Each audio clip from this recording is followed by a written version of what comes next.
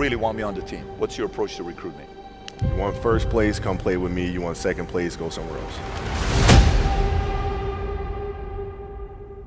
Like I would watch Magic play. I'd watch Michael play. And I would see them do these unbelievable things, and I'd say, you know, can I get to that level? I don't know, but let's find out.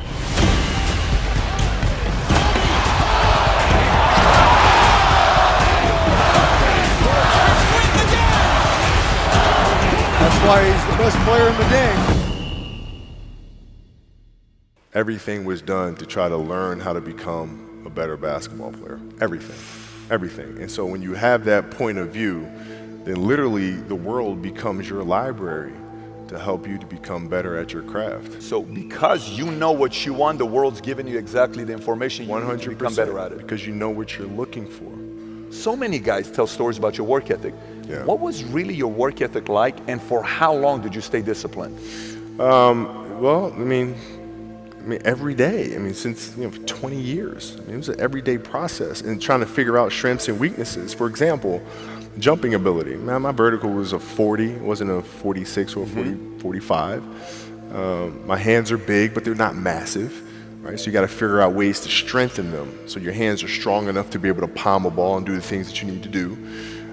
Quickness, I was quick, but not insanely quick. I was fast, but not ridiculously fast.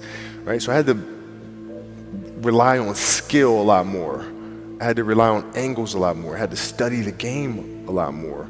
And but I enjoyed it though. So like from the time I can remember when I started watching the game, I studied the game, and it just never changed. It's a good separation for me, emotionally, to be able to put myself in a place where at practice or when I'm training or during games, I switch my mind to something else. I switch my mode into something else, right? For me, it's the equivalent of Maximus, Decimus, Meridius, and Gladiator picking up the dirt, smelling the dirt. It's go time. Right? So that was my mental switch. It was like an actor getting ready for a film. You got to put yourself in that cage. When you're in that cage, you are that character. And then when you leave there, it's something completely different. But when I'm in that cage, bro, don't touch me, don't talk to me. Just leave me alone. How did you get mentally and emotionally so strong where it doesn't bother you? Well, you got to look at the reality of the situation. Like for me, it's not, you kind of got to get over yourself. Like, it's not about you, man. Like, okay, you feel embarrassed. You're not that important. Like, get over yourself. Yeah, that's where you go. Get over yourself, right? Like you're worried about how people may perceive you, and like you're walking around and it's embarrassing because you shot 5 air balls. Get over yourself, right? And then after that, it's okay, well, why did those air balls happen? Got it. High school, year before, we played 35 games, max, right? Week in between, spaced out, plenty of time to rest. In the NBA, it's back to back to back to back to back to back to back. I didn't have the legs. So you look at the shot, every shot was online.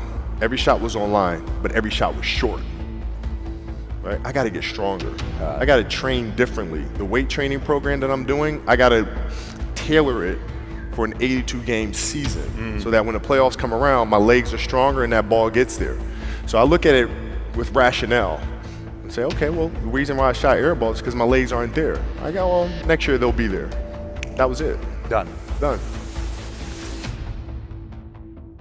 Were there some names that you looked at and says, these 3 guys are as crazy as I am?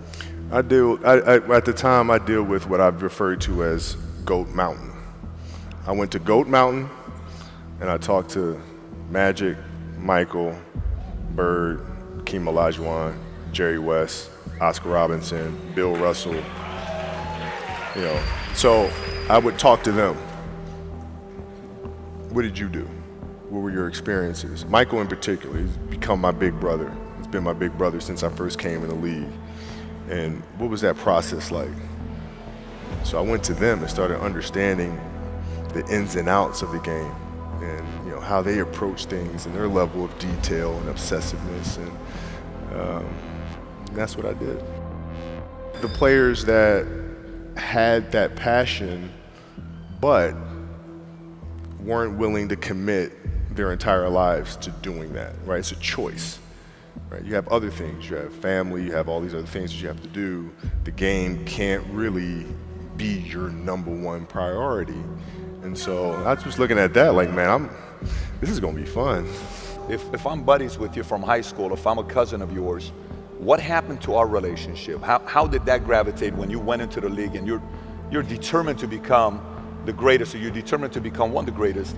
What happens to our relationship? Well, it suffers. It does suffer. Oh, yeah. Okay. Yeah. And you understood that. You were okay with that. Well, yeah. And the people that love you, like friends and family, like they know that about you. Got it. So they let you be you. And when you reconvene, you pick back up where you left off. But make no mistake about it, everything in between is lost, right? So those long-term relationships, the commitment of time of,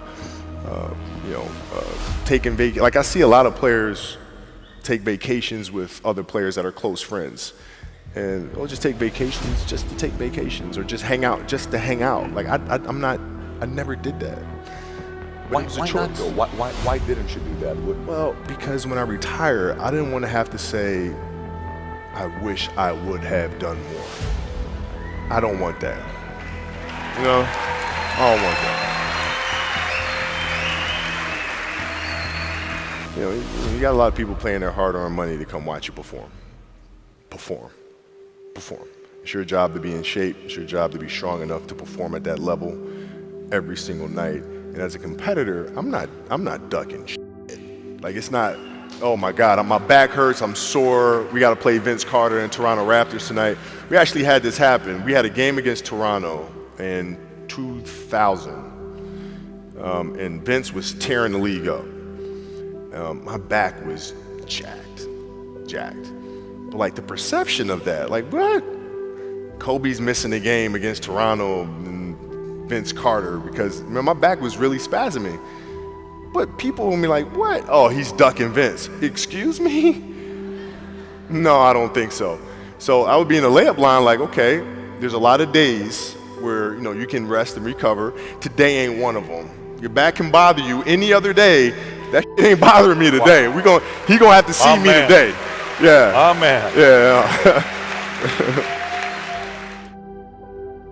If you're looking at a big investments you got to make, what is the decision-making process there? Do you call? Is there first you do your own research? You take this much time. You call an advisor. Is there a system you follow? It's pretty simple for me. It's do you understand the business?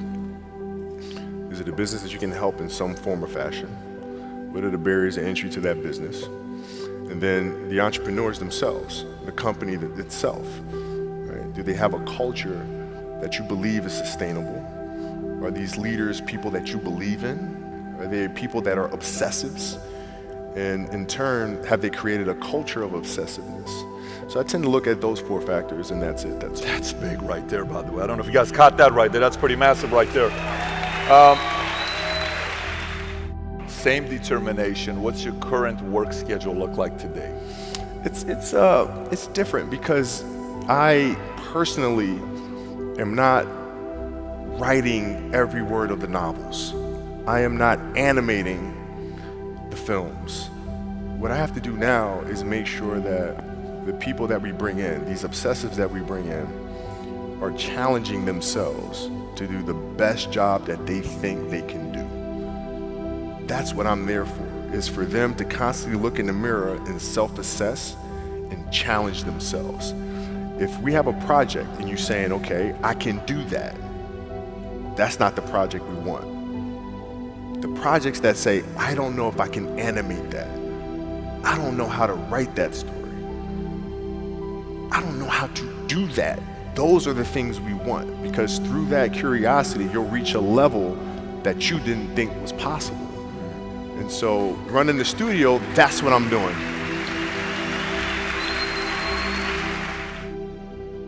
You're playing against the Golden State Warriors. Score is 107-109.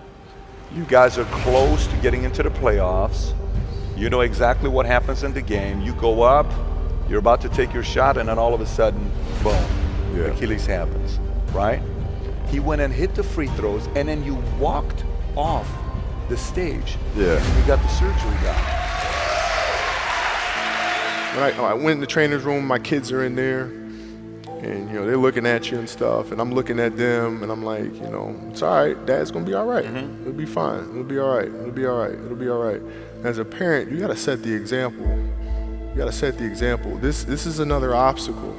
This obstacle cannot define me. It's not gonna cripple me. It's not gonna be responsible for me stepping away for the game that I love. I'm gonna step away on my own terms. And that's when the decision was made that, you know what, I'm doing it. I'm doing it. You're a freaking beast, bro. Yeah, yeah.